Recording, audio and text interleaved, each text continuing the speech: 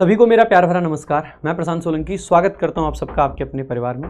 तो मेरे भाई आज के इस खास वीडियो में हम लोग डिस्कस करेंगे होमोनिम्स। और होमोनिम्स एक वो चीज़ है जो कि रीसेंट अगर एग्जाम्स देखें तो उसमें हाहाकार मचा के रख दी कि ये किस तरीके के शब्द पूछे जा रहे हैं, ये शब्द कहाँ से पूछे जा रहे हैं और इन क्वेश्चंस को करने का क्या तरीका हो सकता है। किसी बच्चे को समझ नहीं आ रहा था और देखा गया कि ज़्यादातर जो बच्चे थे वो होमोनिम्स के क्वेश्चंस गलत करके आए। आज के इस वीडियो में, क्योंकि ये वीडियो है पाथ सीरीज के अंदर यानी कि pattern analysis and trend hunting, तो हम लोग एनालाइज करेंगे कि किस तरीके के क्वेश्चंस आए हैं, उन क्वेश्चंस को करने का एक तरीका क्या हो सकता है। मान लीजिए कि कुछ शब्द ऐसा आ गया कि आपको उस शब्द का मीनिंग नहीं पता है, तो क्या आप उसके बावजूद भी उसका आंसर मार्क कर सकते हैं? जी हाँ, आप बिल्कुल कर सकते हैं। आपको मीनिंग का एकदम आइडिया ना भी हो तो भी आप आसानी से आंसर करेक्ट मार्क कर सकते हैं। वो क्या तरीका है वो भी मैं आपको सिखाऊंगा। साथ ही साथ में जो क्वेश्चंस पूछे गए हैं उनका सोर्स क्या हो सकता है, उनको कहां से याद किया जाए वो भी मैं आपको बताऊंगा। और इसके अलावा किस किस अलग अलग तरीके के क्वेश्चंस पूछे गए हैं, टीजीएल में किस तरीके के क्वेश्चंस थे, स्टेनो में किस तरीके के क्वेश्चंस थे, सिलेक्शन पोस्ट में किस तरीके के क्वेश्चंस थे, हम लोग उनको भी एनालाइज करेंगे और देखेंगे कि किस तरीके के क्वेश्चन को करने के लिए क्या अप्रोच हमारी रहनी चाहिए। सो वीडियो बहुत ज़रूरी है, पूरा देखिएगा लास्ट तक, क्योंकि कई सारे टाइप हम लास्ट में जाके डिस्कस करेंगे। ऐसा नहीं है कि बीच में छोड़ देना है, लास्ट तक आपको देखना है। और ये सीरीज भाई मैं बार बार आपको कहते आ रहा हूँ, चाहे आप मेंस का पेपर देने वाले हैं, चाहे आप CHSL प्री आपका जो चल रहा है वो दे रहे हैं, चाहे आपका MTS का पेपर है। कई बार MTS वाले बच्चों के बहुत मैसेज आते हैं कि सर आप MTS के लिए कुछ क्यों नहीं करा रहे। मेरे भाई MTS के लिए ये सीरीज बहुत काम की है, आप एक बार वीडियोस देखिए, यही सब चीजें आती है MTS में, कुछ अलग से नहीं आता है। इसके अलावा जो CPO वाले बच्चे हैं उनके लिए तो ऑब्वियसली रामबाण है ही है। तो कोई प्री हो कोई मेंस हो, बिकॉज हम पैटर्न को एनालाइज कर रहे हैं, हम कोई एक अलग से सिलेबस आपको नहीं करा रहे हैं कि ये इस सिलेबस में नहीं है, ये उस सिलेबस में नहीं है। नए पैटर्न में कभी भी कुछ भी पूछा जा सकता है और उस चीज के लिए आप 100% तैयार हो, इसीलिए मैंने ये सीरीज आपके लिए चलाई है। ठीक है, तो आप सारे लोग इसको कंप्लीट देखिए। फिर कुछ 2026 वाले बच्चों के भी मैसेज आते हैं कि सर आपका बैच ये कौन सा वो कौन सा। तो अगर मैं शुरुआत में आपको ब्रीफली बता देता हूं जिससे कि बीच में भी कोई इंटरप्शन ना रहे। अगर आप चाहते हैं कि भाई कंप्लीट इंग्लिश आपको 2026 के लिए तैयार करनी है तो आप RG विक्रमजीत ऐप पे जाइए, वहां जाके इंग्लिश के सेक्शन में जो पेड कोर्सेज हैं वहां पे इंग्लिश का जो VOD बैच है आप वो चेकआउट कर सकते हैं। इसका जो फीस रहता है वो बहुत नॉमिनल सा रहता है, 799 रुपए का फीस रहता है और लाइफ टाइम वैलिडिटी रहती है। तो अगर आपको कंप्लीट इंग्लिश की तैयारी करनी है जिसके अंदर आपको ग्रामर, कॉम्प्रिहेंशन, वोकैबुलरी और इसके अलावा बहुत सारे टेस्ट, अगर सब कुछ एक ही जगह पे मिल जाए, इस तरीके की तैयारी करनी है तो आप RG विक्रमजीत ऐप पे जाके आप पहले ऐप डाउनलोड कर लेना, वहां जाके ये बैच चेकआउट कर सकते हैं। इसके अंदर 2026 के लिए आपको इन डेप्थ तैयारी हो जाएगी। जिस भी तरीके का पैटर्न बदलेगा, कुछ भी होगा, वो सारी अपडेटेड चीजें भी आपको इस बैच के अंदर मिल जाएंगी। ठीक है, क्योंकि इसको मल्टीपल टाइम पे अलग अलग तरीके से अपडेट हम करते रहते हैं। तो ये थी बैच के बारे में बात। आइए अब शुरुआत करते हैं होमोनिम्स की। हमने ऑलरेडी इस पाथ सीरीज में वॉइस करा दिया है, नरेशन करा दिया है, इसके अलावा पैसेज करा दिया है, PQRS करा दिया है, एरर डिटेक्शन करा दिया है। अगर ये वीडियोज अब तक नहीं देखी है मेरे भाई, आपने बहुत बड़ी चीज मिस कर रखी है। सारी वीडियोज जरूर देख लेना। एरर की वीडियो लंबी है क्योंकि उसमें बहुत सारे कॉन्सेप्ट्स डिस्कस करें। जो भी नया कॉन्सेप्ट पूछा गया है उसको न सिर्फ क्वेश्चन को कराया है बल्कि मैं उस कॉन्सेप्ट से रिलेटेड जो चीजें आपके एग्जाम में आ सकती हैं वो सब भी बताई हैं, समझाई हैं। तो जाके वीडियो जरूर देख लेना। पैसेज PQRS भी बिल्कुल कतई मिस मत करना। आइए शुरुआत करते हैं। पहला क्वेश्चन आप लोगों के सामने है। इस तरीके के क्वेश्चंस अक्सर करके पूछे जाते हैं आपके एग्जाम में, मतलब जो पूछे गए हैं। अब देखो, वैसे नॉर्मली होमोनिम वो शब्द होते हैं जो एक जैसे लगते हैं, मीनिंग अलग हो सकता है। ठीक है, कुछ शब्द आपके ऐसे होते हैं जिनका साउंड एक जैसा होता है लेकिन मीनिंग अलग होता है। उनको साउंड और स्पेलिंग भी एक जैसा ही हो जाता है। कई बार जब साउंड एक जैसा हो तो जनरली उनको होमोफोन्स कहा जाता है। जब आपका स्पेलिंग एक जैसा हो तो जनरली उनको होमोग्राफ कहा जाता है। और जब बेसिकली वर्ड सिमिलर से हैं, उनका अलग मीनिंग आ जाए तो बेसिकली उनको होमोनिम बोल देते हैं। ठीक है, तो अलग अलग टर्मिनोलॉजीज हैं। SSC एग्जाम्स के लिए एक बहुत ही इन्होंने ना ये होमोनिम को एक ऐसी टर्म बना रखा है कि इनको होमोग्राफ पूछना है, इनको होमोनिम पूछना है, होमोफोन पूछना है, कुछ भी पूछना है। Synonym, antonym, one words, idioms, इन सब के अलावा, स्पेलिंग के अलावा जो सब पूछना है ये होमोनिम की कैटेगरी में डाल देते हैं। इनका सिंपल फंडा रहता है। ठीक है, तो आ जाइए भाई। The historian referenced a ballet in Norman military architecture. अब देखो, हिस्टोरियन ने रेफरेंस किया किसी बैले का। बैले क्या होता है? देखो पहला ऑप्शन तो यह है कि आपको बैले का मतलब पता है और आप सीधे सीधे बैले का मीनिंग देख के आंसर कर सकते हैं। दूसरा मैं क्या कह रहा हूं कि ये देखो ज्यादातर जो वर्ड्स लिए गए ना इस तरीके के लिए गए हैं जो कि थोड़े से मुश्किल हैं। कहां से लिए गए? ये लिटरेचर से उठाए गए वर्ड्स हैं, या आप कह सकते हैं कि जो मिथोलॉजी है, रोमन, ग्रीक, ये सारी यहां से लिए गए हैं। ठीक है, तो अगर वहां के वर्ड्स हैं तो इनमें आप पाओगे खास करके जो धार्मिक चीजें ना, रिलीजियस वर्ड्स काफी लिए हैं, तो इनमें हो सकता है आपको बहुत सारे वर्ड्स ना पता हो, और किसी के साथ भी ऐसा हो सकता है कि इन वर्ड्स के बारे में ना पता हो। हमारे धर्म में पर्टिकुलर किसी एक चीज को क्या कहते हैं हो सकता है कि बाहर के लोगों को ना पता हो। ये चीजें खास करके क्योंकि हमारे यहाँ पे क्रिश्चियन जो हैं वो थोड़े कम है, तो हमें उतना क्रिश्चियनिटी की नॉलेज नहीं है, उतने वर्ड्स हमें पता नहीं होते हैं, तो कई बार ऐसा हो सकता है कि आपको पता ही ना चले कि क्या है, किस तरीके के वर्ड्स हैं। तो मान लेता हूं कि हमें नहीं पता है कि ये बैले क्या है। ठीक है, आ जाओ, तो अब एक बार ये देख लेते हैं कि अब हम इसमें से किस तरीके से आंसर कर सकते हैं। सबसे पहले जो इस तरीके के क्वेश्चंस आए हैं इनका तरीका क्या है करने का वो समझना। एक सेंटेंस दे दिया, इसमें एक वर्ड को हाईलाइट कर दिया। अब कहा है कि इसमें से आपको बेसिकली वो सेंटेंस ढूंढना है जिसमें इसका होमोनीम दे रखा हो। होमोनीम का यहाँ पे इनका कहने का मतलब यह है कि अब देखो चारों सेंटेंस में इसमें भी बैले आपको दिख रहा है, इसमें भी आपको बैले दिख रहा है, इसमें भी आपको बैले दिख रहा है, इसमें भी आपको बैले दिख रहा है, यानी कि ये बैले तो चारों में है। फिर होमोनीम कैसे बनेगा? अब आप देखोगे इनमें से 3 सेंटेंस ऐसे होंगे, इसमें बैले का वही मीनिंग है जो ओरिजिनल सेंटेंस में है। अगर वही मीनिंग है तो सेम शब्द है, फिर तो होमोनीम नहीं बने। होमोनीम इन्होंने तब माना है जहां पे बैले का अलग कुछ मीनिंग है, यानी कि कहीं ना कहीं इन्होंने होमोनीम के नाम पे होमोग्राफ पूछना ये चाह रहे हैं कि जहां पे जो बैले है उसका सेम मीनिंग ना हो कि कुछ अलग मीनिंग हो, यानी कि स्पेलिंग सेम हो लेकिन मीनिंग अलग हो, यानी कि होमोग्राफ ये पूछना चाह रहे थे, लेकिन उन्होंने होमोनीम के नाम से डायरेक्शन दे रखी है। तो अब हमें ऐसा सेंटेंस ढूंढना है जिसमें बैले का वो मीनिंग नहीं है जो ओरिजिनल में, कुछ अलग मीनिंग है। अब इसको करने के लिए देखो क्या आपके पास ऑप्शंस हैं। जो इन्होंने दिया है इसमें क्या करा है कि 3 सेंटेंस ऐसे दे दिए जिसमें बैले का वही मीनिंग है जो कि ओरिजिनल सेंटेंस में है। अब मान लीजिए पहला तो वही ऑप्शन है कि हमें पता हो कि इसका मतलब क्या है, ठीक है, मीनिंग भी मैं समझाऊंगा कि क्या होता है, लेकिन मान लीजिए हमें नहीं पता है तो हम इस क्वेश्चन को कैसे कर पाएंगे। तो मैं कुछ तरीके बताऊंगा, उसके बाद मीनिंग बताऊंगा। पहले मीनिंग बता दिया तो फिर तरीकों की वैल्यू नहीं रहेगी। ये तरीके हो सकता है शुरू में समझने में कॉम्प्लिकेटेड लगे, लेकिन अल्टीमेटली अगर कुछ ऐसा सीखना चाहते हो कि जहां पे आपको पता भी नहीं कि शब्द का मीनिंग क्या है और फिर भी सही आंसर मार्क हो पाए, तो यार उसके लिए थोड़े एफर्ट्स तो मारने पड़ेंगे। तो कितने लोग एफर्ट मारने को तैयार हैं अभी यही लिख के बता देना। आ जाओ जी। देखो यहां से एक तो हिस्टोरियन शब्द मुझे लग रहा है, यानी कि जो भी ये बैले है इसका कहीं ना कहीं मुझे लगता है कि हिस्ट्री से कुछ नाता रहा होगा, रिश्ता रहा होगा, कह सकते हो कि नहीं, हिस्ट्री से हो सकता है। इसके अलावा नॉर्मन मिलिट्री आर्किटेक्चर, यानी कि एक मिलिट्री से संबंधित भी ये चीज हो सकती है। तो आर्किटेक्चर मिलिट्री आर्किटेक्चर से संबंधित है आप कह सकते हैं। पहला देखेंगे द सेफर्ड। सेफर्ड आपको पता होना चाहिए ना, जो भेड़ चराने वाले होते हैं। मान लो आपको सेफर्ड भी नहीं पता है, मान लेता हूं। गैदर्ड हिज सीप, अब सीप तो पता ही होगा यार, अब सीप को कौन गैदर करेगा, सीप को चराने वाला। तो ये क्या आपको लगता है हिस्ट्री से रिलेटेड है? नहीं है। क्या आपको लगता है कि ये मिलिट्री से या आर्किटेक्चर से रिलेटेड है? मैं तो कहूंगा यार मुझे तो नहीं लगता है। नहीं लगता है तो मुझे पूरी संभावना लगती है कि इसमें बैली का अलग मीनिंग है। ठीक है, आ जाओ बाकी के 3 सेंटेंसेस देख लेते हैं। द बैली वॉज री इन्फोर्स्ड विथ वुडन पैलिसेड्स। अब देखो मान लो मुझे नहीं पता कि पैलिसेड्स क्या है, लेकिन मैं इतना तो कह सकता हूं कि किसी चीज को क्या किया गया, री इन्फोर्स किया जा रहा है। री इन्फोर्समेंट जानते हैं ना, ये भी मिलिट्री वगैरह में ज्यादा यूज होता है वर्ड।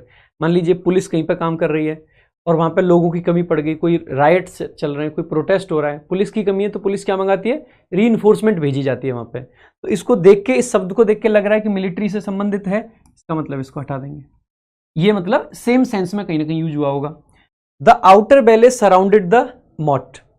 अब बेसिकली ये मॉट क्या होता है, ये मॉट अगर पता है तो ठीक है, नहीं पता है तो सबसे पहले ये देखो सराउंड करा है, सराउंड यानी चारों तरफ से घेरना। ठीक है, इसका मतलब लग रहा है कि कुछ घेराव करने वाला और ऐसा कुछ सेंस बन सकता है। तो इसका मतलब मैं मानूंगा कि यहाँ पे भी बैले का कहीं ना कहीं इस सेंस में यूज हो सकता है, मैं तो कहूंगा हो सकता है। ठीक है, तो इसका मतलब है ये भी हमारा आंसर नहीं होना चाहिए। द किंग्स गार्ड, किंग का जो गार्ड होता है, पेट्रोलिंग चल रही है लोअर बैले में, इसका मतलब है कि ये भी वही हिस्ट्री और मिलिट्री वगैरह से संबंधित है। तो आपका आंसर होगा ए ऑप्शन। अब मैं बता देता हूँ कि एग्जैक्ट ये होते क्या है। ये जो बैले होता है बेसिकली, जो जैसे एक किला होता है ना, किले की बाहर दीवार होती है और अंदर किले के अंदर जो राज दरबार वगैरह होता है, तो राज दरबार के बाहर और किले की दीवार के अंदर में जो मैदान होता है खुला, यानी कि बाहर की दीवार और अंदर की जो बिल्डिंग है उसके जो बीच की जगह है उसी को बैले बोल देते हैं। ठीक है, ऐसे ये जो पैलिसेड्स होता है ना, पैलिसेड्स बेसिकली क्या होता है, खास करके यहाँ पे लकड़ी का दे रखा है वुडन, ये जो जैसे कई बार आपने देखा होगा, इस कोई मान लो एक एरिया है, उस एरिया में बाहर बाउंड्री करी जाए तो बेसिकली लकड़ी का वो बना देते हैं ना पूरा घेराव, तो जो घेराव होता है वही पैलिसेड्स होता है आपका। ये जो मोट होता है बेसिकली क्या होता है, जैसे आपने देखा होगा आजकल पुलिस वगैरह में होता है, एक व्यक्ति को ऊपर ड्यूटी लगा देते हैं जो वॉच पे होता है, कीप बोल देते हैं उसको, वॉच बोल देते हैं। ठीक है, जो सुरक्षा कर रहा होता है, और खास करके वो जो कीप होती है एक ऊंची जगह पर लगाई जाती है। तो किसी मतलब राजमहल के पास में या किसी पुलिस वगैरह के जहाँ रहने का स्थान होता है उसके पास में जो रेज्ड एक प्लेटफॉर्म होता है, यानी कि ऊंचा उठाया हुआ, जिसके ऊपर बेसिकली जो मतलब जो वॉचमैन है वो रखा जाता है एक तरीके से, तो उसी को बेसिकली मॉट बोल देते हैं। ठीक है, तो आप कहोगे कि सर इस हिसाब से भी देखा जाए तो यहाँ पे आप कह सकते हैं कि जो बैले है उसको चारों तरफ से मतलब खुला हुआ होगा तो उसकी बाउंड्री कर दी गई, तो ये वही वाला बैले है जो यहाँ पे यूज हुआ है। यहाँ पे भी आउटर बैले जो है बेसिकली वो मॉट से घिरा हुआ था, यानी कि उसके चारों तरफ इस तरीके के मॉट बना रखे थे, जिससे कि नहीं अच्छा उल्टा है, the outer bailey surrounded the moat, moat बीच में है और बैले उसके चारों तरफ है इस तरीके से। The Kings guard petrol the lower ballet, lower ballet में बेसिकली पेट्रोल कर रहे थे। एक बार देख लेना कौन सी चीज क्या होती है, आपको और अच्छे से समझ आ जाएगा। ये देखो, ये तो आप जानते हैं मॉट बोल सकते हैं, MOAT वाला मॉट है, वो वाला नहीं है। ठीक है, या डिच बोल सकते हैं, खाई जो होती है। ये जैसे आपने देखा कि ये पूरी बाउंड्री लग रखी है, इसके अंदर का जो एरिया है, ये वाला जो एरिया है सारा का सारा है ना, इस एरिया को बेसिकली क्या बोलते हैं, इसी को बैले बोल देते हैं। इसके अलावा ये जो बाउंड्री लगाने के लिए चीजें यूज हुई हैं इसको क्या बोल देते हैं, पैलिसेड बोल देते हैं। इसके अलावा इसको ड्रॉ ब्रिज बोल देते हैं जो अंदर जाने के लिए है, ये आपका ऊपर जाने के लिए तो इसको ब्रिज बोल देते हैं। ये तो वो हाउस हैं, हाउसेज एंड वर्कशॉप्स बोल सकते हैं। ये क्योंकि वो रेज्ड प्लेटफॉर्म है, ऊंचा उठाया हुआ, इसको मॉट बोलते हैं। और ये बेसिकली इसको कीप बोल देते हैं, है ना, कीप बोल देते हैं। तो ये सारे वर्ड्स हैं जो आपको पता होने चाहिए। नेक्स्ट देखेंगे अगला आपका वर्ड, अगला क्वेश्चन आपका, the fanon rested on the pope's shoulder during mass. ये मास बेसिकली इनकी एक वो मतलब एक प्रथा होती है इनके यहाँ पे। ठीक है, सिंपल। अब आपको नहीं पता है कि फेनन क्या है, ठीक है, मैं अभी ये मान के चलूंगा कि आपको फेनन का मतलब पता ही नहीं है, लेकिन यहां से एक चीज तो मैं कह सकता हूं, जो भी फेनन है ये रेस्ट करती है कहां पे, पोप के शोल्डर पे। पोप से मैं कह सकता हूं कि कोई चीज ऐसी होगी जो चर्च वगैरह से रिलेटेड है और उसके शोल्डर पे है, तो अब पोप के शोल्डर पे क्या हो सकता है, मुझे लगता है एक कपड़ा हो सकता है। मानते हो, कोई कपड़ा वगैरह ही तो हो सकता है। अब ऐसा तो है नहीं कि उसके पोप के शोल्डर पे तलवारें वगैरह होंगी, पोप है यार, मतलब चर्च की बात चल रही है यहाँ पे, पोप तो जानते होंगे, है ना। तो देखो पहला ऑप्शन है the theologian lectured on the fanon's origin in Rome. पहली बात, थियोलॉजियन से संबंध, किसका संबंध होता है, थियो का मतलब होता है गॉड, थियो किससे रिलेटेड है, गॉड से। तो आप कह सकते हो वही भगवान वाली बात है। इस पर एक लेक्चर दिया जा रहा है कि इस फेनन का ओरिजिन क्या हुआ। ये फेनन जो भी था, कपड़ा था, जो भी था, क्या इसके ओरिजिन की बात नहीं कर सकते हम, कर सकते हैं। यानी कि ये वाला फेनन और ये वाला फेनन हो सकता है सेम हो, तो ये हमारा आंसर नहीं होना चाहिए, क्योंकि सेम नहीं ढूंढना है, हमें अलग ढूंढना है। The tailor stitched the edges of the fanon carefully. अच्छा एक बात बताइए, हमने अभी क्या डिस्कस किया था कि फेनन क्या है, क्या होने की संभावना है, कपड़ा। भाई कंधे पे तो कपड़ा ही तो पड़ा रहता है। आपने शायद देखा होगा, हमारे यहाँ भी होता है, जो हिंदू धर्म में भी अक्सर करके स्वाफी वगैरह डाल देते हैं कुछ इस तरीके से, तो यही वो है। तो टेलर क्या उसके जो एजेस होते हैं उनको स्टिच कर सकता है, नहीं कर सकता है, मैं कहूँगा बिल्कुल कर सकता है। इसका मतलब है कि इस सेंस में भी फेनन क्या लग रहा है आपको, वही कपड़ा लग रहा है। तो क्या ये आंसर हो सकता है, नहीं होगा। अगला, द क्रिटिक, ये जो क्रिटिक था इसने एनालाइज किया फेनन्स थ्योरी। अब यहाँ पे फेनन में एफ कैपिटल है, तो फेनन कौन है, कोई व्यक्ति है। तो यहाँ पे फेनन कपड़ा था और यहाँ पे फेनन व्यक्ति हो गया। अगर फेनन व्यक्ति है इसका मतलब है ये आपका करेक्ट आंसर हो जाएगा, क्योंकि यहाँ पे अलग सेंस है इसका। ये देखो, द कार्डिनल, कार्डिनल बेसिकली जो चीफ वो होता है ना, पोप जो मेन होता है, वो बेसिकली होता है वोर द फेनन। इसने वोर यानी वियर किया, यानी कि पहना है, पहना यानी कि कपड़ा, ये भी ठीक है। ओवर हिज चोसुबल, ये भी बेसिकली एक तरीके से कपड़ा ही होता है। मैं आपको ये दिखा देता हूँ एक बारी क्या क्या चीजें होती हैं, ठीक है। देखो एक बारी कपड़े दिखा देता हूँ मैं, कौन से क्या क्या कपड़े होते हैं।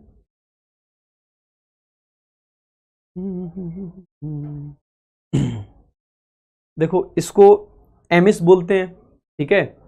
ये होता है बेसिकली चेसबुल, बेसिकली ये क्या है, ये जो बड़ा सा ऊंचा सा कोट सा पहन लेते हैं ना, ये होता है, ठीक है। इसको एल्ब बोल देते हैं, इसको क्रेसॉक बोल देते हैं, इसको माइटर बोल देते हैं, ये टोपी सी जो सर पे लगा लेते हैं इसको माइटर बोल देते हैं, ठीक है। इसको स्टोल बोल देते हैं, ठीक है। तो ये सारी चीज़ें होती हैं। और फेनन भी बेसिकली ऐसा ही एक कपड़ा होता है, एक बनियान मान सकते हैं आप सिंपल तरीके से, बनियान टाइप का होता है, ठीक है। तो पहनने का ही कपड़ा होता है, मतलब बनियान ना कह के एग्जैक्टली, तो पहनने का ही कपड़ा होता है। तो वैसे नॉर्मली आपको पता हो ना पता हो, लेकिन ऐसे ही कपड़ा जो डाल देते हैं वही होता है ना। आगे देखो, the medieval oriel window projected elegantly from the chapel wall. अब देखो चैपल क्या होता है, चैपल बेसिकली क्या होता है, चैपल होता है एक छोटा गिरजाघर जहाँ पे पूजा करते हैं लोग, है ना। ये तो आपको पता ही होगा, ये तो मतलब वन वर्ड्स में पूछा गया कई बार। तो इसका मतलब है आपको नहीं पता है कि ये ओरिल क्या है, ठीक है। तो ओरिल अगर आपको नहीं पता है तो भी आप क्या कर सकते हो, क्या समझ सकते हो। एक तो चर्च वगैरह पुराने टाइम से ही संबंधित है। अच्छा, दूसरा कोई ऐसी चीज है जो वॉल पे होती है, और अच्छा किससे संबंधित है, विंडो से, विंडो से संबंधित है, ये तो कह सकते हैं। The priest admired the sunlight filtering through the oriel. अब यहाँ पे भी ओरिल क्या थी, विंडो थी, और यहाँ पे भी ओरिल बेसिकली क्या है, विंडो का ही काम कर रही है। क्योंकि जो प्रीस्ट था ये भी देखो धर्म से संबंधित है, ठीक है।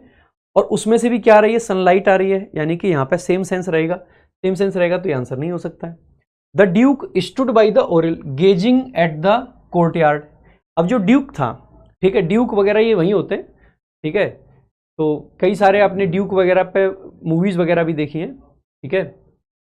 मतलब मैंने कुछ देखे थे ड्यूक ऑफ, मतलब क्या बोलते हैं, ये जो डच हैं उनके अंदर ड्यूक होता है, ठीक है। तो वहाँ पे होती हैं सारी पोस्ट होती हैं। Stood by the Oryol, basically वो जो खिड़की है उसके पास खड़ा था और देख रहा था क्या, जो कोर्ट यार्ड है उसको। आप कहोगे कि सर इसमें भी वही खिड़की का ही सेंस दे रहा है। द टेक्नीशियन, जो टेक्नीशियन था उसने एडजस्ट करी किस चीज़ को, फ्रीक्वेंसी को, किस पे, ऑन द ओरियल। क्या ये विंडो हो सकता है, आप कहोगे टेक्नीशियन कोई विंडो पे काम करेगा क्या, विंडो की कोई फ्रीक्वेंसी होती है, मैं कहूँगा नहीं होती है, नहीं होती है। तो ये आपका आंसर, मतलब यही आपका करेक्ट आंसर हो जाएगा, क्योंकि इसी में अलग मीनिंग है। यहाँ पे देखेंगे द स्टेन्ड ग्लास ओरियल, अब ये वही विंडो है, जो स्टेन्ड ग्लास था बेसिकली ये रिस्टोर कर दिया गया आर्टिसंस के द्वारा। तो आप कहोगे विंडो का ही सेंस है क्योंकि ग्लास आ रखा है इसमें, ये होता है ओरियल बेसिकली, ठीक है, जो ऊपर से झांक के नीचे देख सकते हो आप। आगे देखेंगे अगला क्वेश्चन आपका, the guards stood in pike formation during the causeway, along the causeway, not during, ठीक है। अब देखो ये इसमें दे रखा है पाइक, अब पाइक का पूछा है, मैं मान के चलता हूँ आपको नहीं पता कि पाइक क्या है।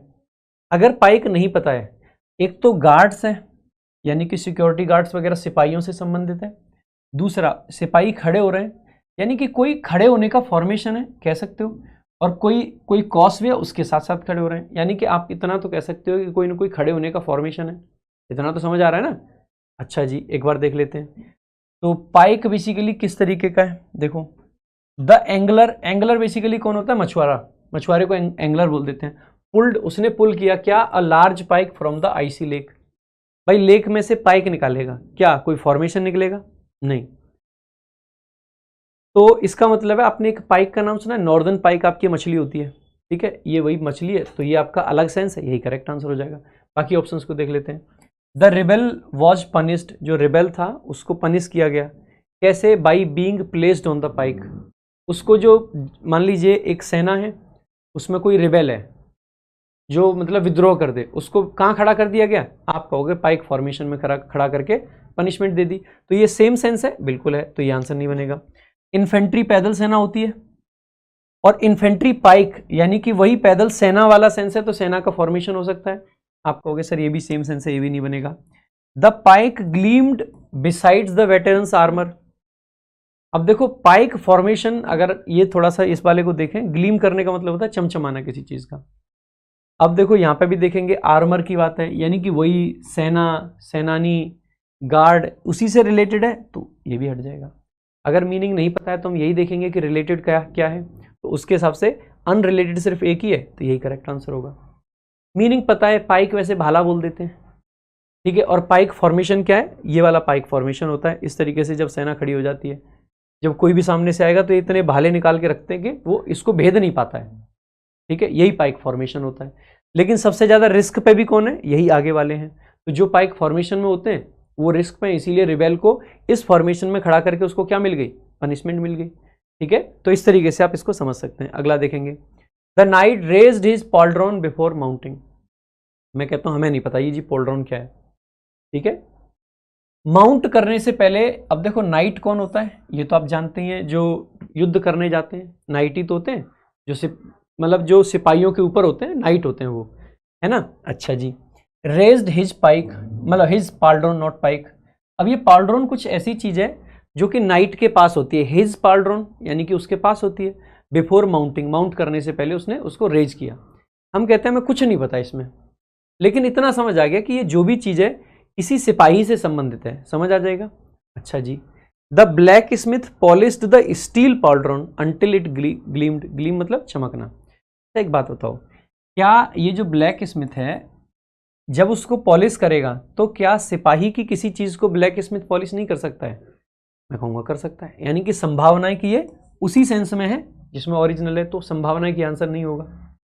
The art historian admired the engraved pauldron of the effigy. तो जैसे ही देखोगे एफिजी का मतलब बेसिकली क्या होता है, पुतला। तो क्या जो चीज एक नाइट के पास हो सकती है, वैसे भी आर्ट हिस्टोरियन है, हिस्ट्री से संबंधित है, तो क्या वहां पे पॉल्ड्रॉन नहीं हो सकता है? मैं कहूंगा वहां पे भी हो सकता है। जो चीज नाइट के पास हो सकती है वो एक पुतले के पास भी तो हो सकती है, पुतला भी नाइट का हो सकता है, क्यों नहीं हो सकता है? तो ये भी पॉसिबल है कि ये भी आंसर आपका ना बने। The biology student dissected the pauldron of sea slug.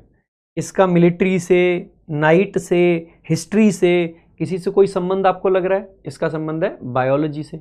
अगर बायोलॉजी से संबंध है तो आप कहोगे सर ये अनरिलेटेड है, यही करेक्ट आंसर होगा। The museum displayed a 15th century Italian pauldron. आप कहोगे सर इसमें भी वही है, हिस्ट्री पॉल्ड्रॉन बेसिकली मतलब इटालियन म्यूजियम में रखी गई है। क्या जो हथियार वगैरह होते हैं या कोई भी ऐसी चीज जो मिलिट्री से संबंधित है, क्या उसको नहीं रखा जा सकता है? मैं कहूँगा रखा जा सकता है। रखा जा सकता है तो ये भी नहीं होगा।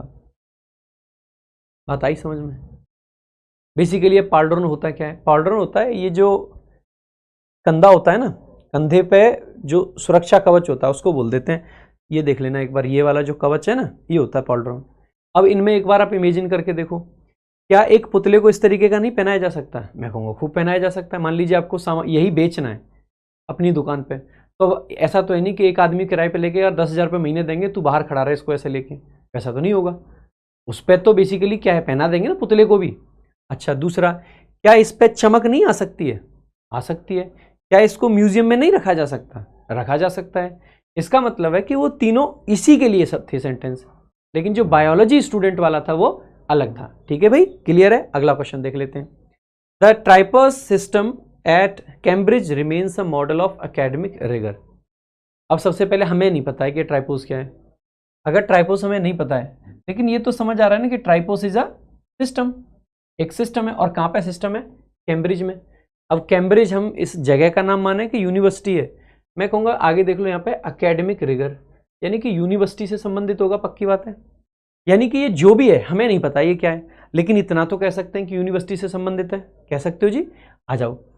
सबसे पहले the tripos involved oral defence and written modules.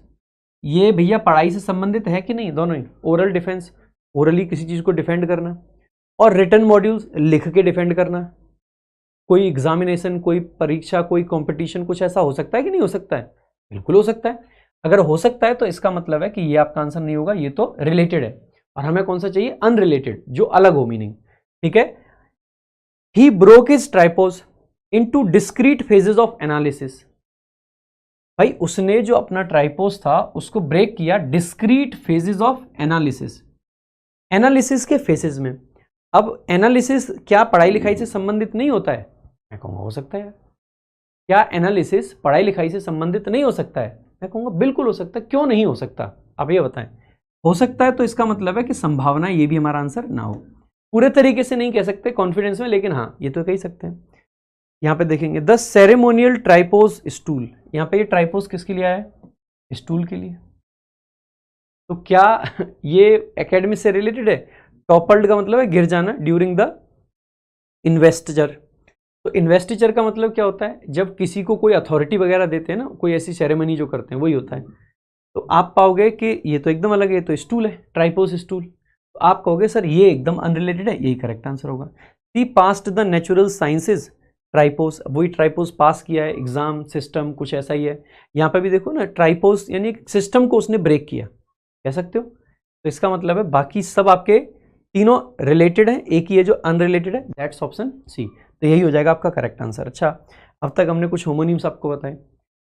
काफी सारे वर्ड्स आपको ऐसे लगेंगे जो कि आपने कभी नहीं पढ़े होंगे, और उसके बावजूद भी आप आंसर जरूर मार्क कर सकते हो अगर आप यही अप्रोच फॉलो करें जो अप्रोच आपको मैं बता रहा हूं। अब ये सीखनी पड़ेगी आपको, और अगर आपको लगता है कि जेन्युइनली इस चीज से आपकी मदद होने वाली है और आपका होमोनिम का क्वेश्चन मेंस में या जो भी पेपर आप देने जा रहे हो वहां पे आप सही कर पाओगे, तो भाई एक बार कमेंट करें और एक बार वीडियो को शेयर जरूर करके दिखाएं, क्योंकि बहुत मेहनत के साथ में एक एक चीज को एनालाइज करके आपको पढ़ाना। मतलब देखो, हो सकता है कि वीडियो की फ्रीक्वेंसी आपको कम मिले, लेकिन जब जब वीडियो आएगी ना, एकदम क्वालिटी कंटेंट के साथ में आपको मिलेगी। तो अगर कंटेंट अच्छा लग रहा है तो भाई ज़्यादा से ज़्यादा सपोर्ट करें, और जितना हो सकता है जगह जगह पे शेयर करें। अगर आप शेयर नहीं करोगे तो फिर कौन करेगा। और एक बार कमेंट करके ज़रूर बताएं कि आपकी जेन्युइनली मदद हुई या नहीं हुई। देखो,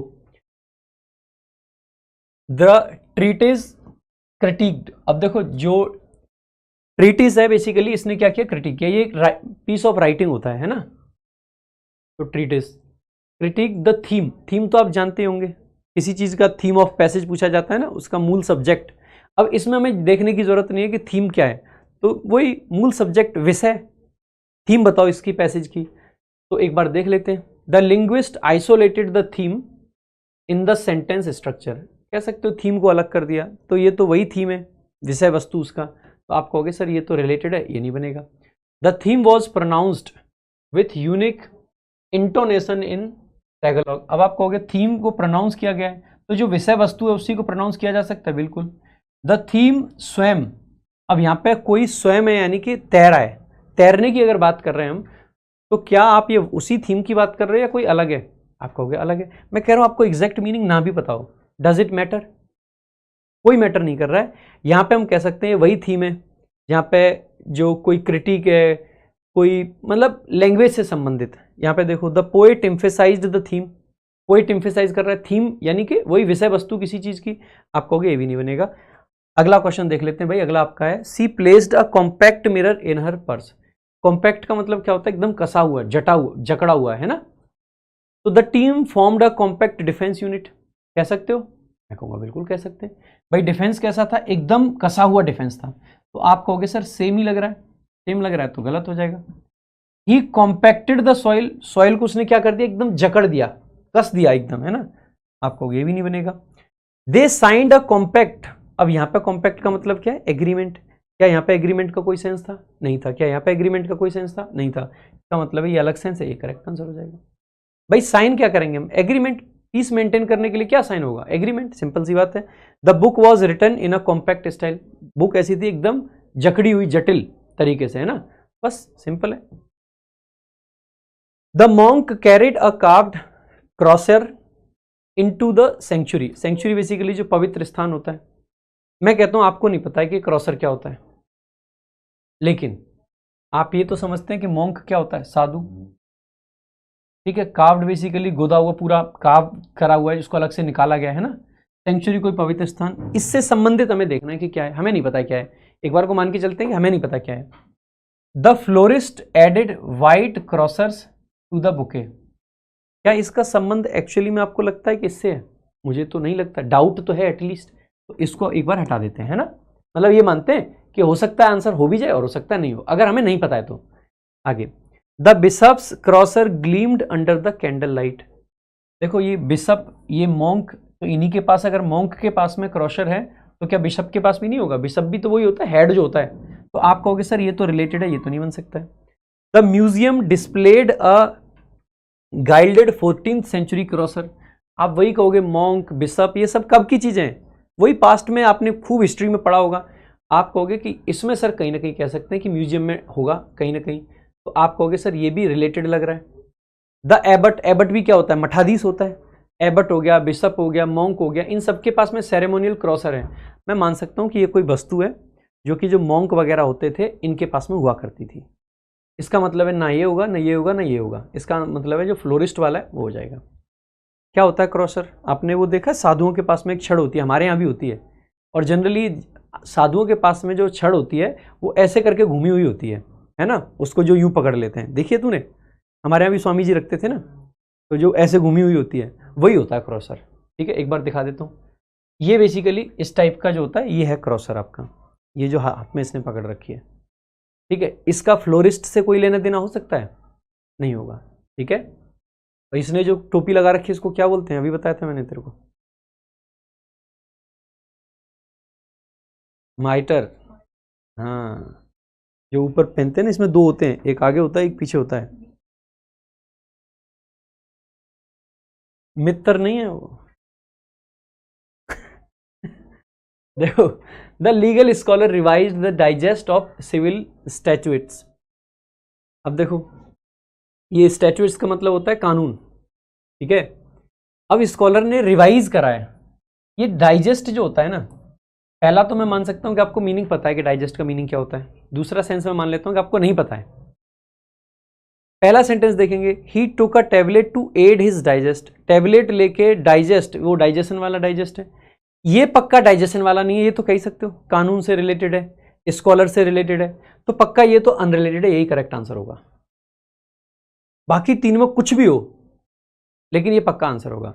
बाकी मैं बता देता हूं, डाइजेस्ट एक तो समरी जो होती है, मंथली डाइजेस्ट आपने देखा होगा, समरी मुख्य पॉइंट्स जो होते हैं उसको बोल देते हैं, तो ये भी वही कह रहा है। यहाँ पे देखो मैगजीन्स मंथली डाइजेस्ट, ये देखो यहाँ पे मंथली डाइजेस्ट ही दे रखा है, ये नहीं होगा, ये मतलब सेम सेंस है, तो ये आंसर नहीं हो सकता है। The editor proofread the text digest, ये भी टेक्स्ट डाइजेस्ट को प्रूफ रीड करा जा रहा है, यानी समरी वगैरह ही रही होगी, प्रूफ रीडिंग हो रही है। तो the court referenced an old digest of maritime law, आपको ये भी नहीं बनेगा, वही रेफरेंस दिया उसने किसी लॉ के डाइजेस्ट का। नेक्स्ट देखेंगे अगला, the architect discussed the vault beneath the cathedral. अब कैथेड्रल बेसिकली गिरजाघर है ना, और उसके नीचे क्या था? वॉल्ट। वॉल्ट तो आप जानते होंगे, एसएससी ने काफी आजकल यूज किया था, हमारा जो पेपर है वो एक वॉल्ट में रखा जाएगा। वॉल्ट एक तरीके से तिजोरी मान सकते हैं आप, खास करके जिसको बनाया जाता है, जो कि सीमेंट वीमेंट से प्रॉपर बनाई जाती है, वॉल्ट होता है उसको, है ना, उसी को बोलते हैं ना वॉल्ट भाई। देखो, अगर आपको पता है तो बहुत अच्छी बात है, नहीं पता है तो फिर भी मैं मानता हूँ आपको नहीं पता वॉल्ट क्या है, लेकिन आर्किटेक्ट डिस्कस कर रहा है, एक चीज तो ये कह सकते हैं। किसके नीचे है? कैथेड्रल के नीचे है। आर्किटेक्ट क्या बनाएगा? टीवी, पंखा, क्या बनाएगा? बिल्डिंग, यानी कि कोई बिल्डिंग से रिलेटेड चीज है, इतना तो मान सकते हो। आ जाओ जी। The gymnast performed a perfect vault over the horse. इसमें कोई रोल है बिल्डिंग का, आर्किटेक्ट का या किसी और का? नहीं है, तो यही करेक्ट है बस। आगे देखो, the treasury vault was secured with biometric locks. Lock किस पे लगाएंगे? बिल्डिंग वगैरह पे लगा सकते हैं कि नहीं? बिल्डिंग से संबंधित है कि नहीं?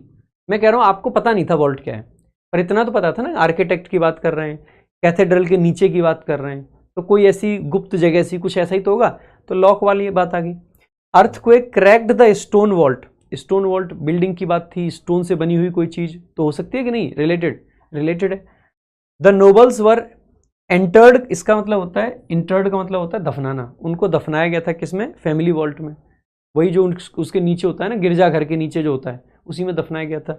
आप कहोगे तीनों रिलेटेड है, ये नहीं होगा, ए जो है वो अनरिलेटेड है, वही करेक्ट आंसर है। अगला देखेंगे, द आर्टिसन इनग्रेव्ड अ कारतूस अराउंड द रॉयल नेम। मैं मान लेता हूं कि आपको नहीं पता है कि कारतूस क्या है, ठीक है, लेकिन इतना तो पता है कि ये किसी आर्टिसन से संबंधित है, मानते हो भाई? अच्छा, दूसरा उसने इंग्रेव किया है, किस पे? क्या इंग्रेव किया है? कारतूस, किसके? Around the royal name.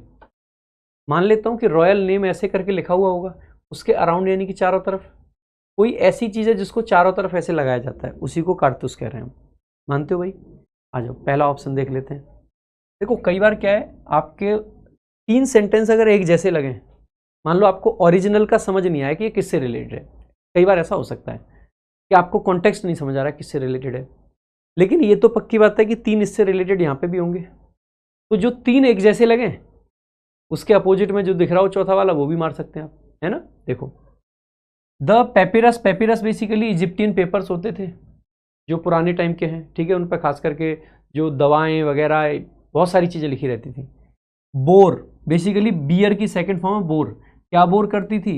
एक golden carts of the pharaoh, ठीक है। सो फेराओ का मतलब राजा, वहाँ का इजिप्ट का, तो इजिप्ट के जो राजा था उसके नाम के चारों तरफ रहा होगा। पेपिरस बेसिकली ओल्ड रिकॉर्ड है।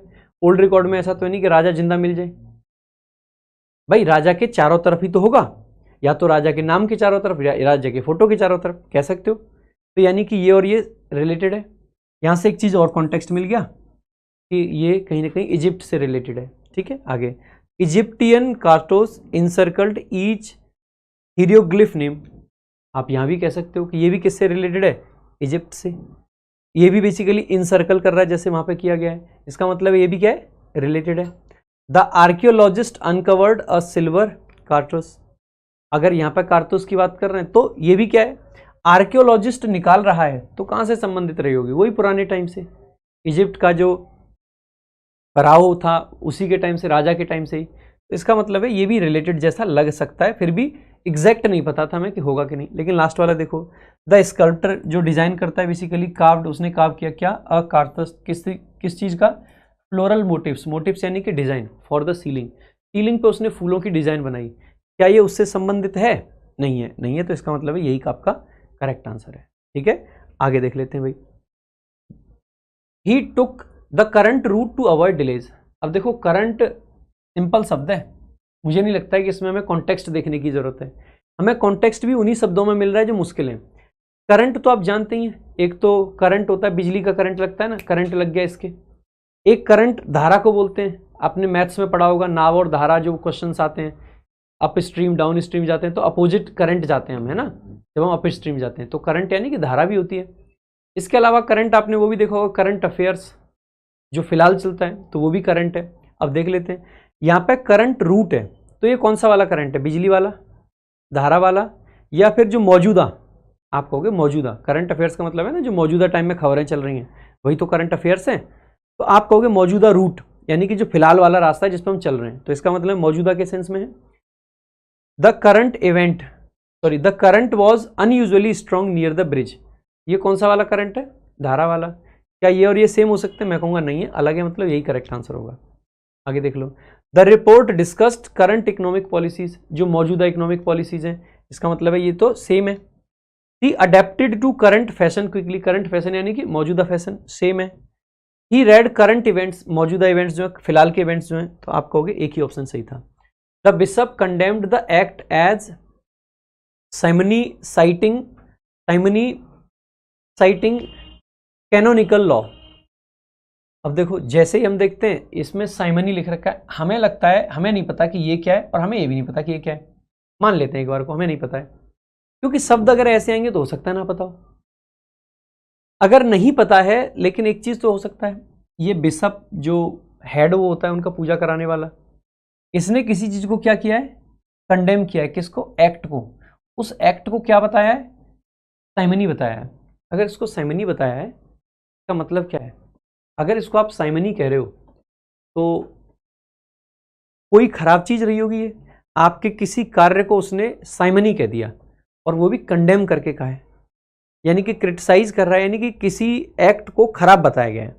यानी कि एक तरीके से मैं अगर हिंदी में शुद्ध भाषा में, साफ भाषा में कहूं, तो आप इतना तो मान सकते हो, आपको नहीं पता है कि साइमनी क्या है, लेकिन ये तो कह सकते हो पाप है, गलत चीज है। अगर कोई धर्म गुरु, कोई साधु महात्मा आपके किसी कृत्य को कहे कि ये साइमनी है, और आपको नहीं पता साइमनी क्या है, और इस बात को कंडेम करके कह रहा है वो, तो आपको यही तो कह रहा है कि आपने गलत कर दिया, पाप कर दिया, अपराध कर दिया, क्राइम कर दिया, यही तो मान सकते हो इतना तो। ठीक है जी, अगर हमें नहीं भी पता है मीनिंग तो भी देख लेते हैं एक बार। The preacher was accused of simony for charging of blessings, charging for blessings, उसने ब्लेसिंग देने के लिए पैसे लिए, इसीलिए उसको क्या बोल दिया गया कि भैया ये तो साइमनी करी है, पाप किया है ना भाई, इतना ही मान लोगे ना, पाप किया है। तो सेम मीनिंग के अलग, आप कहोगे सर सेम है, सेम है तो ये आपका आंसर नहीं होगा। The court equated indulgence selling with simony, court ने इंडल्जेंस सेलिंग को साइमनी के बराबर बताया। अब एक बात बताओ, कोर्ट में गया होगा तो कोर्ट किसी एक क्राइम को दूसरे से मतलब कंपेयर कर सकता है, बिल्कुल कर सकता है, तो साइमनी वही क्राइम के सेंस में ही यहाँ पे आया होगा, तो ये भी नहीं बन सकता है। The alchemist failed to explain the simony in his formula, क्या ये वही क्राइम है, फॉर्मूला में क्राइम होगा, आप कहोगे नहीं होगा, नहीं होगा, तो इसका मतलब है पक्की बात है कि ये आपका करेक्ट आंसर है, ये अलग है, अनरिलेटेड है। ठीक है, द साइमनी मतलब simony was rampant in medieval ecclesiastical courts. आप कहोगे यहां भी कोर्ट की बात चल रही है, भाई मैं कह रहा हूं कुछ नहीं पता आपको। अगर कुछ भी नहीं पता है तो इतना तो कह ही दोगे कि साइमनी यहां पे भी बेसिकली क्या है, कोई अपराध है, ये अपराध बहुत होता था उस टाइम पे। आप कहोगे सर ये भी वही सेम चीज है। वैसे साइमनी होता क्या है, कोई पवित्र सामान को बेचना ही साइमनी होता है। याद रखने के लिए ऐसे कर सकते हैं, मनी, मनी यहां रखा है ना, साइमनी, तो पैसे के लिए किसी चीज को बेच दिया, पवित्र चीज को, खास करके चर्च का जो सामान होता है उसको बेचना। नेक्स्ट देखेंगे, the ancient sconce held a flickering torch along the corridor. हमें नहीं पता स्कॉन्स क्या है, ठीक है, एक बार को यही मान के चलेंगे, लेकिन क्या हम आंसर कर पाएंगे, तो एक बार देख लेते हैं कि आंसर हम कर पा रहे हैं या नहीं कर पा रहे हैं। ये जो स्कॉन्स है इसने बेसिकली हेल्ड किया क्या, फ्लिकरिंग टॉर्च, यानी कि ये कोई ऐसी चीज है जिसमें आपकी लाइट रहती है, टॉर्च है ना, लाइट रहती है, ठीक है, और ये कहां पे लगी हुई है, कॉरिडोर में लगी हुई है। आप इमेजिन करो आजकल हम कॉरिडोर में क्या लगा सकते हैं, टेबल लैंप लगा सकते हैं, कोई एलईडी लाइट लगा सकते हैं, कॉरिडोर में लगा सकते हैं ना, तो कोई ऐसी चीज है जिसमें लाइट लगती है, इतना तो समझ आ जाएगा यहां से। एक बार देख लेते हैं, the thief smashed the wall sconce and fled. चोर आया, लाइट थी, लाइट को तोड़ा, और लाइट कहां पे लगी हुई थी, वॉल में लगी हुई थी, तो उस लाइट को तोड़ा, वॉल स्कॉन्स का तो ये मतलब हो जाएगा ना, और भाग गया। क्या ऐसा कर सकते हो, बिल्कुल, यानी कि यहां पे ये स्कॉन्स सेम हो सकता है, मैं कहूंगा बिल्कुल होने की पूरी संभावना है। The student was sconced for violating tradition. क्या यहाँ पे स्कॉन्स का वो वाला सेंस आ सकता है, लाइट से संबंधित, कॉरिडोर से संबंधित, नहीं आएगा, नहीं आएगा, तो पक्की बात है आपका यही करेक्ट आंसर होगा। The bronze sconce was engraved with floral motifs. कोई ऐसी चीज, जैसे मान लो आपने लाइट लगाई, क्या उस लाइट को बेसिकली ब्रॉन्ज में करके उसको इनग्रेव किया जा सकता है, फ्लोरल मोटिव्स के साथ में, फूलों की डिजाइन के साथ किया जा सकता है।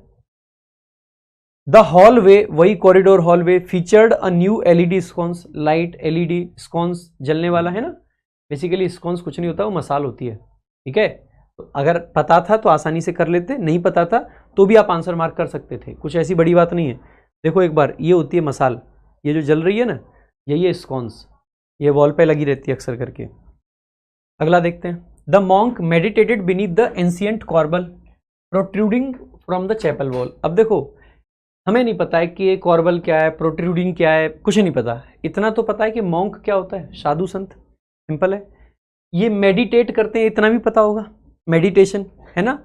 बीनीथ का मतलब के नीचे, अब ये किस चीज के नीचे करेंगे, धरती के नीचे, पेड़ के नीचे, पेड़ के नीचे कर सकते हैं। तो मैं एक बार को तो मान लेता हूं कि एंशिएंट कॉर्बल कोई पेड़ रहा होगा। फिर आगे लिख रखा है protruding from the chapel wall, chapel basically जानते हैं जो छोटा गिरजाघर, चर्च है ना। अब आप एक बात बताइए, चैपल वॉल से कोई पेड़ निकलता है, नहीं, इसका मतलब है पेड़ नहीं है। फिर वॉल से क्या निकलता है, जिसके नीचे बैठ के मेडिटेशन करी जा सकती है। भाई क्या निकलता है, मुझे लगता है वो छाया करने के लिए कुछ ऐसा बना देते हैं ना, मान सिंपल शब्दों में कहूँ, गांव में पटिया वगैरह निकाल देते हैं, तो कुछ ऐसा मान लो, इतना तो मान सकते हो, हमें नहीं पता एग्जैक्ट क्या है, बट बता देते हैं ना। The कॉर्बल cracked under the weight of vaulted stone.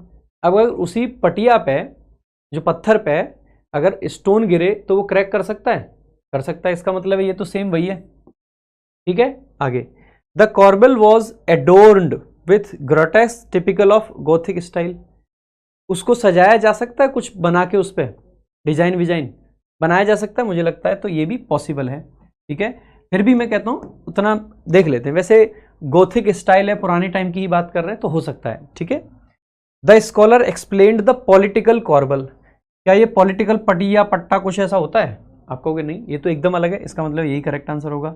The Mason restored, मैसन यानी वो मिस्त्री होता है, उसने रीस्टोर, वो बना सकता है, उसको बना सकता है। वैसे एग्जैक्टली होता क्या है, वो एक डिजाइन होती है ना, शेर वेर जैसी बना देते हैं कुछ ऐसी, जिसके मतलब ये दिखा देता हूँ, फोटो देखो एक बार आप, ये जो डिजाइन बनी होती है ना, यही होता है कॉर्बल, ठीक है। ये देखो, इसके नीचे बैठ के मेडिटेशन कर ले, ठीक है।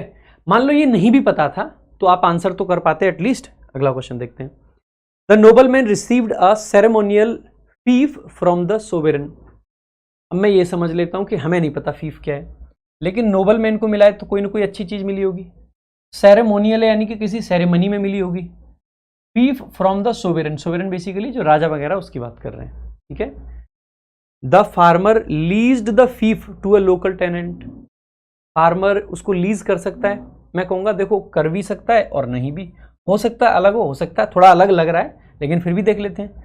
The law student confused fief with deed transfer. भाई उसने किसी को कुछ दिया है, तो डीड भी क्या होती है, जब हम घर वगैरह बेचते हैं तो डीड होती है ना, तो फीफ और डीड को उसने क्या कर दिया, कंफ्यूज। तो आप कहोगे सेम कॉन्टेक्स्ट है, सेम है, इसका मतलब ये आंसर नहीं हो सकता।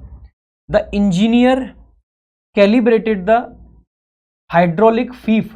अब आप कहोगे सर ये तो एकदम ही अलग है, ये वो चीज नहीं है जो होनी चाहिए, तो इसका मतलब है चांसेज है ये करेक्ट आंसर होगा। The archives recorded the transfer of fief. ये भी ट्रांसफर कर रहा है कुछ। अच्छा जब लीज पे देते हैं तो भी क्या करते हैं, ट्रांसफर करते हैं, किसी को कुछ दे देते हैं प्रॉपर्टी वगैरह। आप कहोगे ये सब वही चीज है जो फीफ वगैरह है, तो आप कहोगे कि ये और ये तीनों अलग हैं, सॉरी ये इंजीनियर वाला अलग है और ये तीनों के तीनों सेम है। नेक्स्ट देखेंगे अगला। द बिशप वोर अ माइटर एम्ब्रॉयड विद गोल्ड थ्रेड। ये तो बता ही दिया था, जो टोपी होती है ना, ये वो वही वाला माइतर है, ठीक है। तो वेल्डर का तो इसमें कोई सेंस ही नहीं है, वो टोपी वाला माइतर था ना, तो आप कहोगे सर यही करेक्ट आंसर हो जाएगा, ठीक है। ये कार्डिनल, वही कार्डिनल भी हेड होता है, ठीक है, जो मेन प्रीस्ट होता है, तो ये उसका माइटर हो गया, ठीक है। The प्रोसेसन displayed N ancient माइटर, basically ये वही वाला ग्लास केस में रख के उसको दिखा रहे हैं, ठीक है। The children admired the sparkling mitre, ये सारे के सारे वही हैं। अल्टर बेसिकली ये भी चर्च में होता है ना, तो आप पाओगे कि ये बाकी तीन वैसे ही थे, ये वाला होता है जिसमें ये दो कैप्स ही लगी होती हैं। आगे देख लेते हैं। The cleric wore a silk amice over his alb. ये एमएस एल्ब थोड़ी देर पहले मैंने दिखाई दिए थे आपको, तो एमएस भी बेसिकली क्या है, कपड़े ही हैं, ठीक है। The altar served retrieved, the altar server retrieve the alms. अब देखो यही ऑल्टर सर्वर ने रिट्रीव वापस कर दिया वेस्ट्री से, ठीक है, वेस्टमेंट बोलते हैं ना सबको, तो वहां से वेस्ट्री से इनको मंगाया गया, तो ये वही संबंधित है चर्च वाले कपड़ों से ही, ठीक है। The novelist described her protagonist scarf as an alms. उसने स्कार्फ को क्या बता दिया, एमएस बता दिया। अब देखो ये लग रहा है कि थोड़ा सा अलग हो सकता है, क्योंकि स्कार्फ थोड़ी होता है एमएस, तो इसमें चांसेस हैं कि अलग हो, बाकी देख लेते हैं। द बिशप एडजस्टेड, बिशप तो पहनते ही हैं, तो ये तो सेम कॉन्टेक्स्ट है।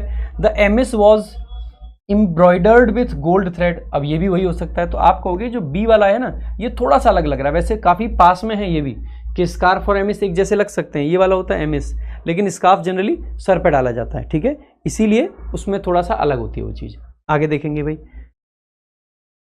अब देखो कुछ और प्रकार के भी क्वेश्चंस पूछे गए, अब थोड़े से वो भी देख लेते हैं, ठीक है। बाकी जो एसएससी के सीजीएल के प्रकार के जो क्वेश्चंस हैं वो मैं आपको प्रिंटेबल फॉर्म में मीनिंग के साथ में सब दे दूंगा, आप वहां से प्रैक्टिस कर लेना। तरीका मैंने आपको बता दिया कि किस तरीके से करना है। नया जो तरीका एक था, इसमें से पूछा गया है कि इनमें से विच of the following option is not one of the meanings of the homonym precipitate. कह रहे हैं होमोनिम के प्रेसिपिटेट में से कौन सा मीनिंग नहीं है, ठीक है। तो ये कहा गया है कि देखो प्रेसिपिटेट दे दिया है, प्रेसिपिटेट में से तीन ऐसे वर्ड सेंटेंस है जिसमें प्रेसिपिटेट का मीनिंग सही है, एक में गलत है, मतलब एक मीनिंग गलत है। A solid substance that forms and settles out of a liquid solution, यही होता है प्रेसिपिटेट, केमिस्ट्री में होता है ये, है ना। और प्रेसिपिटेशन बारिश से भी रिलेट कर सकते हो आप इसको। To cause something to happen suddenly, जब तेज बारिश होती है तो वो भी प्रेसिपिटेट होता है, तो ये भी आपका नहीं बनेगा क्योंकि ये तो इसी का मीनिंग है। अ स्टीप और अब्रप्ट स्लोप और क्लिफ, ये प्रेसिपिटेट नहीं होता है, ये आपका करेक्ट आंसर बन जाएगा। यही तो पूछा है कि नहीं है मीनिंग, है ना। तो टू फॉल और ड्रॉप सडनली, ये बारिश जो होना है खास करके, तो यही नहीं बनेगा। अगला देख लेते हैं। रजिस्टर के कौन से मीनिंग नहीं है इसमें। टू शो और express an emotion clearly on the face, the registered an emotion कह सकते हैं। जब हम कोई फेस पे इमोशन लाते हैं तो उस इमोशन को रजिस्टर करते हैं, ऐसा पॉसिबल है, तो ये आपका मीनिंग बनेगा, तो ये आंसर नहीं हो सकता है। A machine use to record sales, register होता है, बिल्कुल होता है। A type of musical instrument used in medieval courts, यही आपका करेक्ट आंसर है, क्योंकि इसका कोई सेंस नहीं है, ठीक है, ये रजिस्टर नहीं होता है, ठीक है। To enrol or sign up officially for something, ये तो रजिस्टर करना होता ही है। आगे देखेंगे। Which of the following is a homonym of flower. अब देखो इसको जनरली लोग फ्लोर पढ़ लेते हैं, पर ये फ्लोर नहीं होता, आटा जो होता है इसको क्या बोलते हैं, फ्लावर। अब ये पूछा इनमें से कौन सा इसका होमोनीम है, वैसे कायदे से ये होमोफोन पूछना चाह रहा है कि कौन ऐसा है जिसका सेम साउंड है, ठीक है। तो देखो ये तो फ्लेयर है, टैलेंट, ये बेसिकली क्या है, फ्लोर पढ़ते हैं इसको तो, और इसको क्या पढ़ते हैं, फ्लावर पढ़ते हैं। फ्लावर, फ्लावर और फ्लोर तो अलग अलग हो गए, ये आपको डाउट हो सकता था, ये फ्लोर है और ये फ्लावर है, ठीक है। ये तो बेसिकली फ्लर होता है, इसको फ्लर पढ़ते हैं, फ्रेंच वर्ड है, और इसका मतलब फूल होता है, तो ये भी नहीं बनेगा। और ये क्या है, फ्लावर। इसको क्या पढ़ते हैं, फ्लावर नहीं पढ़ते हैं इसको, ठीक है, इसको क्या पढ़ते हैं, फ्लावर। ये भी फ्लावर है और ये भी फ्लावर है, ठीक है, तो इसीलिए ये आपका करेक्ट आंसर हो जाएगा। अगला देख लेते हैं एक और, रैकेट। रैकेट का बेसिकली पूछा इनमें से कौन सा मीनिंग नहीं है, जो भी आया था एक question. A loud and unpleasant noise, a light framework with a net used, ये तो जानते हैं ना, रैकेट खेलते हैं जो, ठीक है, तो ये तो आंसर नहीं बनेगा। अ टाइप ऑफ फ्रॉड और illegal enterprise specially one involving extortion, वो कहते हैं ना एक रैकेट चला रखा है इन्होंने, तो ये भी नहीं बनेगा। A formal legal agreement between two states to reduce customs tariffs, तो ये भी आपका नहीं बनेगा। तो ये करेक्ट आंसर, मतलब ये आपका इसका सेंस नहीं देता है, तो ये आपका करेक्ट आंसर है। ये तो रैकेट आपका होता है ना, अगर ये होता है तो ये भी नहीं बनेगा आंसर। नेक्स्ट देख लेते हैं जल्दी से। He enjoyed her morning dash, अब ऐसे भी आते हैं कि दो ब्लैंक दे दिए, दोनों में सेम साउंड वाले शब्द आएंगे। While watching a dash on TV, TV पे आप क्या देखते हैं, ये वाला सीरियल होता है अनाज और ये वाला सीरियल होता है बेसिकली टीवी सीरियल। तो आप कहोगे लास्ट वाले में तो टीवी वाला सीरियल आएगा, इसमें टीवी सीरियल है, इसमें ये अनाज वाला है, अनाज को थोड़ी देखेंगे टीवी पे। अच्छा, दूसरा आप इंजॉय क्या करोगे, सीरियल अपना अनाज सुबह सुबह जो खाते हैं हम, तो इसका मतलब है शुरू में सीरियल आएगा और लास्ट में वो वाला सीरियल आएगा। अगला, प्लीज क्लोज द विंडो, ये वही वाला है, इसमें क्लोज का मतलब बंद करना है, वो वाला सेंस देखना है जिसमें क्लोज का मतलब बंद करना ना हो। Forget to close the file, file बंद करना भूल गया, सेम सेंस है। I always close the curtains, बंद करता हूं, सेम सेंस है। Their bond grew close, close का मतलब पास, अलग सेंस है, करेक्ट आंसर हो जाएगा। तो भाई इस तरीके के क्वेश्चंस आपके एग्जाम में आ सकते हैं। एक ये क्वेश्चन और देख लो, the old fort was taken by storm, कहा है कि स्टॉर्म का क्या मीनिंग इसमें से है, इसको इन्होंने होमोनिम बता दिया है। असॉल्ट होगा, टॉर्नेडो होगा। अब ओल्ड फोर्ट पे बेसिकली क्या हुआ, असॉल्ट हुआ। यहां पे देखो ब्रीज इसलिए नहीं हो सकता है क्योंकि ब्रीज तो मध्यम सी हवा होती है। स्टॉर्म रेन भी नहीं हो सकता है, स्टॉर्म और रेन तो अलग चीजें हैं। अब या तो टॉर्नेडो हो सकता था, टॉर्नेडो तो समुद्र वगैरह में आता है, तो ये तो नहीं बनेगा, तो असॉल्ट आपका करेक्ट आंसर है, ठीक है।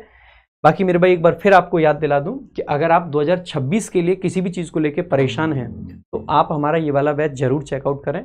799 रुपए के फी में लाइफ टाइम वैलिडिटी के साथ में आपको मिलता है, बहुत जबरदस्त फीचर्स हैं। और अगर आप इस चैनल पर नए आए हो तो चैनल को सबसे पहले सब्सक्राइब कर लो भाई, अभी के अभी। बाकी अगर आप मेरे से लाइव पढ़ना चाहते हैं तो 999 के फी में आप लाइव बैच भी चेकआउट कर सकते हैं। बहुत जबरदस्त कंटेंट आपको इसके अंदर मिलता है, बहुत शिद्दत से मैं पढ़ाता हूं हमेशा ही, तो वो आप सब इंजॉय कर सकते हैं। बाकी अगर वोकैबुलरी की आपको कहीं भी दिक्कत लगे तो मैं आपको रिकमेंड करना चाहूंगा, अगर आप देखो आप 2026 के एग्जाम्स के लिए तैयारी कर रहे हो, शुरू से लेके वोकैबुलरी को एक बेस बना के तैयार करना है, तो आपके लिए ये किताब बेस्ट है, आप ये किताब लीजिएगा।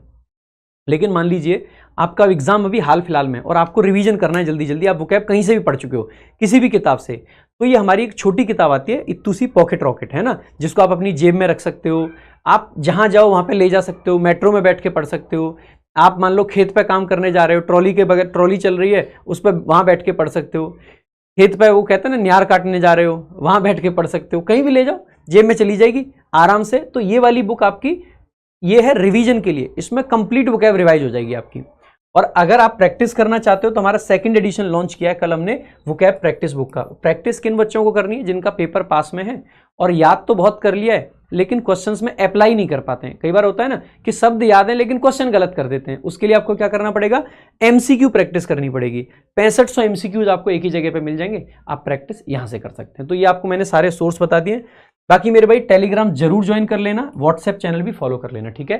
बाकी आज के लिए और अभी के लिए इतना ही रखेंगे, मिलेंगे कल की अगली वीडियो में एक में, और अगली वीडियो में हम लोग लेके आने वाले हैं सेंटेंस इंप्रूवमेंट। क्लोज टेस्ट भी जल्द लाएंगे लेकिन पहले सेंटेंस इंप्रूवमेंट आएगा।